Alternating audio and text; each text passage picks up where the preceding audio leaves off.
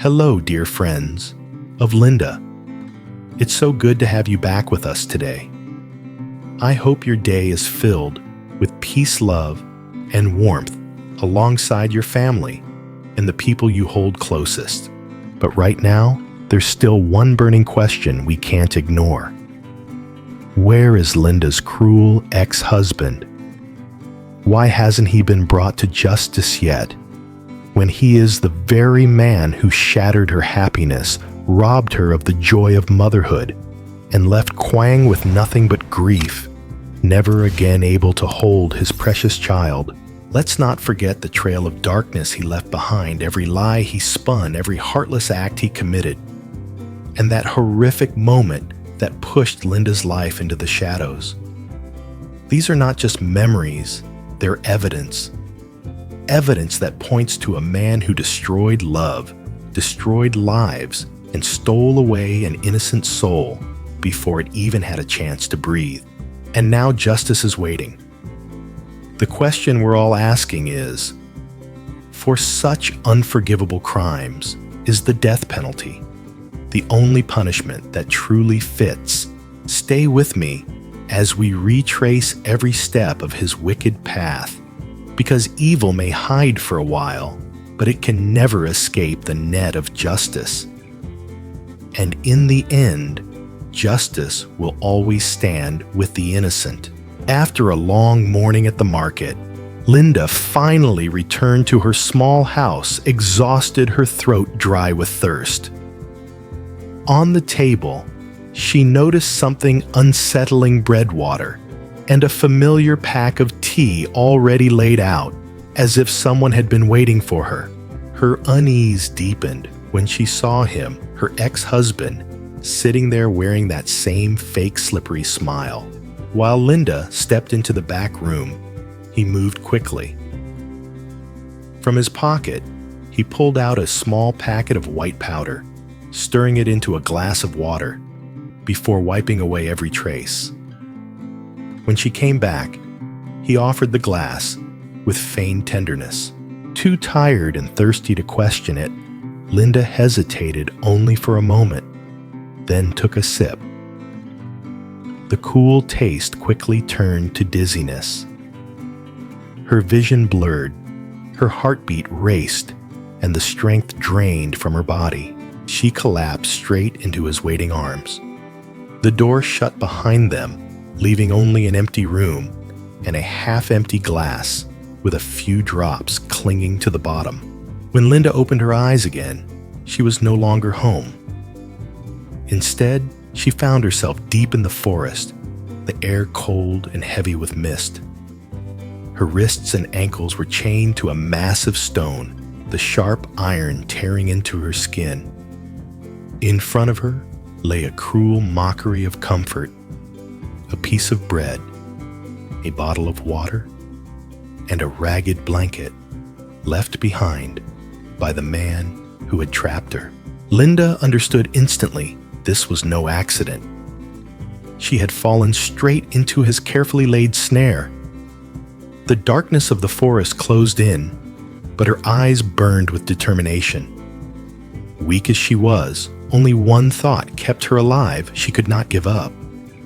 Not with a child growing inside her.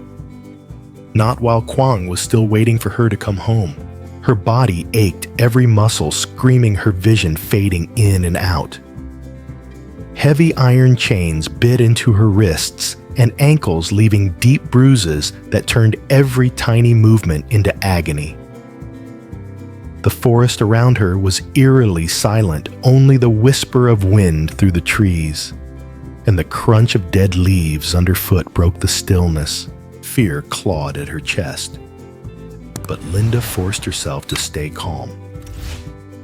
She scanned her surroundings and saw the truth: she was shackled to a massive stone, abandoned with nothing but a bottle of water, a piece of bread, and a torn blanket. They weren't gifts of kindness. They were proof she had fallen into the hands of someone cruel, someone she knew all too well. Exhausted but unwilling to surrender, she pulled against the chains, using the weight of her body to twist and strain. Each attempt ripped her skin raw, blood staining her trembling hands. She paused, gasped for breath, then tried again. In her mind, one image burned bright, the unborn child she carried. That fragile spark of life fueled her will to fight. Night fell fast. Darkness swallowed the forest, a heavy fog curling between the trees. Linda shivered against the cold stone, her eyes fixed on the pitch-black sky. Strange noises echoed through the woods, an owl's cry, the buzz of insects, even the crunch of footsteps somewhere nearby. Every sound made her heart tighten like a string about to snap. Desperate, she groped for a jagged rock within reach and began slamming it against the chain. The sharp clang rang out again and again, her palms splitting open with each strike. The rock cracked and chipped, but the steel refused to break. Despair threatened to drown her, but she didn't cry. Instead, she closed her eyes, drew in a ragged breath, and let the pain fuel her resolve. If she gave up now, she'd lose everything, her life and the child inside her. Hours dragged on. Exhaustion blurred into unconsciousness. Then footsteps, the rustle of dry leaves growing closer. She opened her eyes to see him again, his shadow cutting through the moonlight. He placed bread and water at her feet, a cruel performance of care, his half smile twisted with menace. His eyes lingered on her, like a predator savoring the hunt. Linda refused to touch the food. She met his gaze with silent defiance. No tears, no pleading, just cold, unbroken resolve.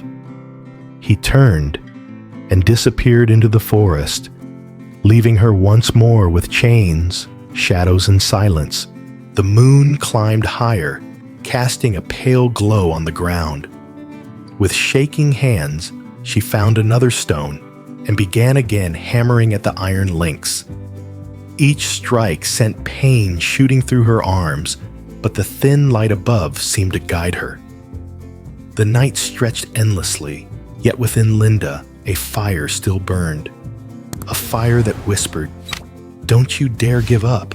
Dawn broke, and a blanket of mist rolled through the forest. The cold clung to Linda's skin, making her shiver, but her eyes burned brighter than ever. After a night of pounding stone against metal, her bloodied hands finally tore one link loose. The sharp clang of broken iron rang out like a defiant declaration she was not defeated. Breath, ragged sweat mixed with blood dripping down her fingers, Linda pushed on. One chain still locked around her ankle. She summoned the last of her strength, hammering again and again, each strike fueled by pain, fury, and the desperate will to survive. At last, the final shackle snapped. Her body collapsed to the ground, free but battered. Her legs trembled with bruises and cuts every step, pure torture. But she didn't stop. She couldn't stop. Every second wasted meant he could return and drag her back into the nightmare. Stumbling through the undergrowth, Linda's face was etched with exhaustion, yet her gaze remained fierce.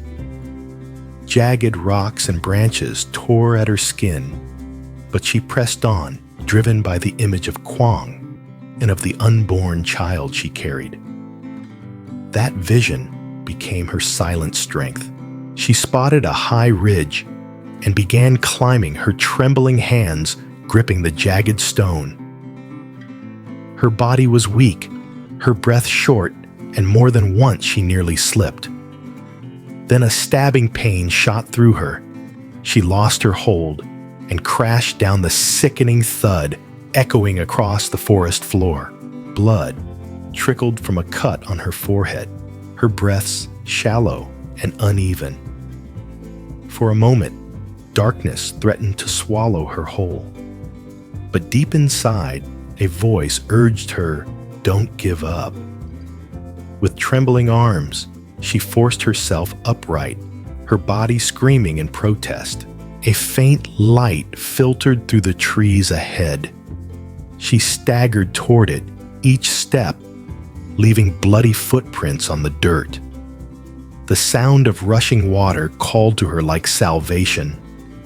She clawed her way toward it, collapsing again and again, but never surrendering. At last, the river's edge came into view.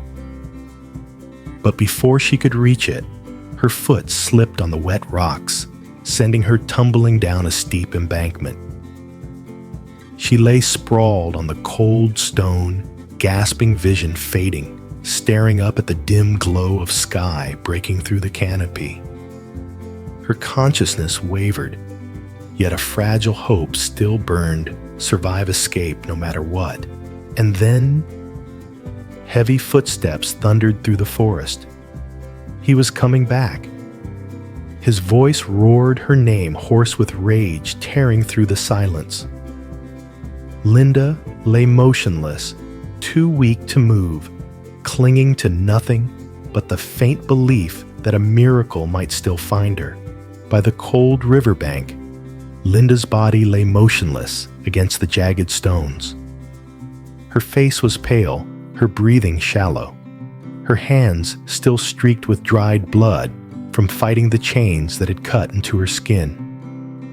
She was drained, barely able to move, but deep inside the will to survive still flickered, refusing to die out. In the distance, a familiar shadow emerged, the man who had once imprisoned her. He crept through the underbrush, his eyes wild with fury. Dry leaves crackled under his heavy steps, each one punctuated by his hoarse, desperate shouts of her name. Rage and panic twisted his face. He tore through bushes, searched beneath rocks, convinced Linda couldn't have gone far. The predator, who thought he owned his prey, was unraveling, frantic at the thought she had slipped through his grasp, but fate kept her hidden. A boulder shielded her from his view. Weak and breathless, Linda stayed utterly still, clinging to silence, praying that fortune had not abandoned her yet. Then the forest shifted. A new sound cut through the night, steady footsteps, the sharp crackle of radio's beams of flashlights slicing the mist. Police officers pushed through the trees, their presence sending tension rippling through the air. The man froze, fear flashing across his eyes. He didn't hesitate. He bolted into the shadows, crashing through the undergrowth, his footprints smearing the damp earth as he disappeared. While he vanished deeper into the darkness, the officers found Linda. One rushed to her side, dropping to his knees. He checked her breathing, his eyes tightening with urgency before signaling for immediate medical support. Another unrolled a stretcher, moving with calm precision as they carefully lifted her frail body, ensuring not to worsen her injuries. Flashlights illuminated Linda's face-lips, cracked skin ghostly pale, a streak of blood glistening on her forehead. The officers exchanged determined glances, carrying her out of the wilderness with quiet resolve. Her nightmarish escape, marked by blood pain and tears, had ended with justice arriving just in time. Linda had survived. Her body and spirit bore wounds that would take far longer to heal, but she was safe. As for the man who had caused it all, he had run, but he would not run forever. The law was closing in. He could hide in the shadows, but he could never escape them.